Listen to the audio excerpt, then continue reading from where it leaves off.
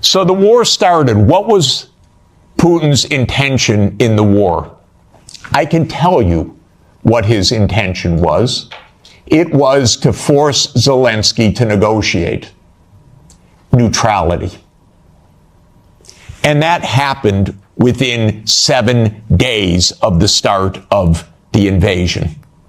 You should understand this, not the propaganda that's written about this. Oh, that they failed and he was going to take over Ukraine. Come on, ladies and gentlemen, understand something basic.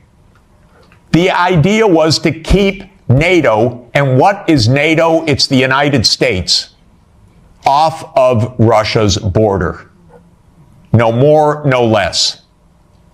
I should add one very important point.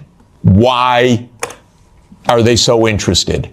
First, because if China or Russia decided to have a military base on the Rio Grande or in the Canadian border, not only would the United States freak out, we'd have war within about 10 minutes, but because the United States unilaterally abandoned the anti-ballistic missile treaty in 2002 and ended the nuclear arms control framework by doing so. And this is extremely important to understand. The nuclear arms control framework is based on trying to block a first strike.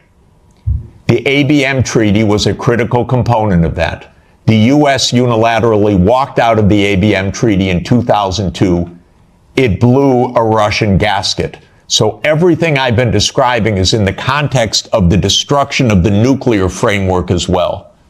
And starting in 2010, the U.S. put in Aegis missile systems in Poland and then in Romania. And Russia doesn't like that. And one of the issues on the table in December and January, December 2021, January 2022, was, does the United States claim the right to put missile systems in Ukraine? And Blinken told Lavrov in January 2022, the United States reserves the right to put missile systems wherever it wants. That's your putative ally. And now let's put intermediate missile systems back in Germany. The United States walked out of the INF treaty unilaterally in 2019. There is no nuclear arms framework right now. None. When Zelensky said in 7 days, let's negotiate, I know the details of this exquisitely because I've talked to all the parties in detail. Within a couple of weeks, there was a document exchanged that President Putin had approved, that Lavrov had presented, that was being managed by the Turkish mediators. I flew to Ankara to listen in detail to what the mediators were doing. Ukraine walked away unilaterally from a near agreement. Why? Because the United States told them to. Because the UK added icing to the cake by having Bojo go in early April to Ukraine and explain. And he has recently, and if your security is in the hands of Boris Johnson, God help us all. Keith Starmer turns out to be even worse. It's unimaginable, but it is true. Boris Johnson has explained, and you can look it up on the website, that what's at stake here is Western hegemony. Not Ukraine, Western hegemony. Michael and I met at the Vatican with a group in the spring of 2022, where we wrote a document explaining nothing good can come out of this war for Ukraine.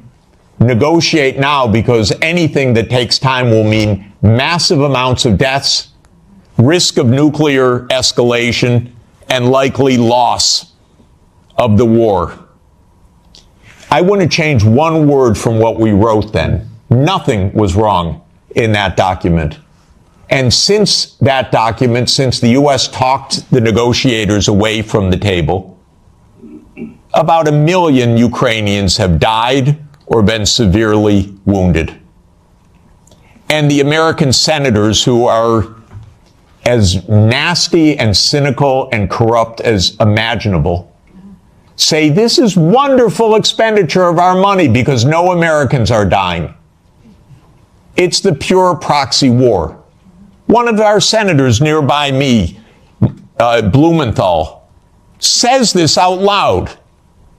Mitt Romney says this out loud. It's best money America can spend. No Americans are dying. It's unreal.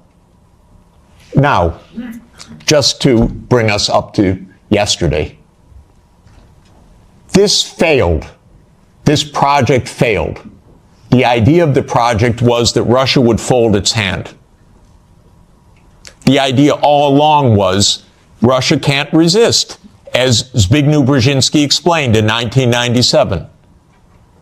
The Americans thought we have the upper hand. We're going to win because we're going to bluff them. They're not really going to fight. They're not really going to mobilize. The nuclear option of cutting them out of SWIFT, that's going to do them in. The economic sanctions, that's going to do them in. The HIMARS, that's going to do them in. The ATACMS, the F-16s. Honestly, I've listened to this for 70 years. I've listened to it as semi-understanding, I'd say, for about 56 years. They speak nonsense every day. My country, my government. This is so familiar to me, completely familiar. I begged the Ukrainians, and I had a track record with the Ukrainians. I advised the Ukrainians. I'm not anti-Ukrainian, I'm pro-Ukrainian completely. I said, save your lives, save your sovereignty, save your territory, be neutral. Don't listen to the Americans.